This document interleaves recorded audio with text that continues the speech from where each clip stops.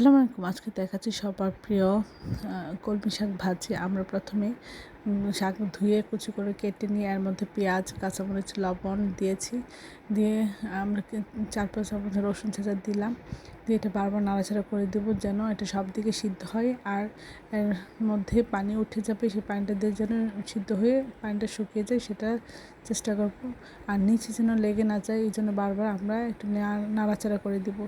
এই শাকটা অনেক মজার, সবার খুব প্রিয় এবং পছন্দের। আশা করি এটা এভাবে রান্না করলে আরও খেতে সুস্বাদু লাগবে। পানিটা শুকিয়ে যাচ্ছে, পানিটা শুকিয়ে কমে গেলে শাক সিদ্ধ হয়ে গেলে আমরা এর মধ্যে তেল দিয়ে দিব।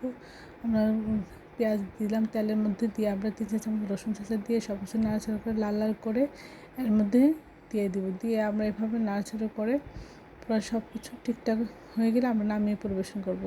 অসম্ভব মজা হয়েছিল। আশা করি এই রেসিপিটা একবার হলেও এইভাবে ট্রাই করবেন। সবাই আমার চ্যানেলটি লাইক এবং শেয়ার দেবেন, সাবস্ক্রাইব করবেন, প্রয়োজনকে বেশি বেশি করে শেয়ার দেবেন। আমার চ্যানেলে সব রকম রান্নার রেসিপি রয়েছে, আশা করি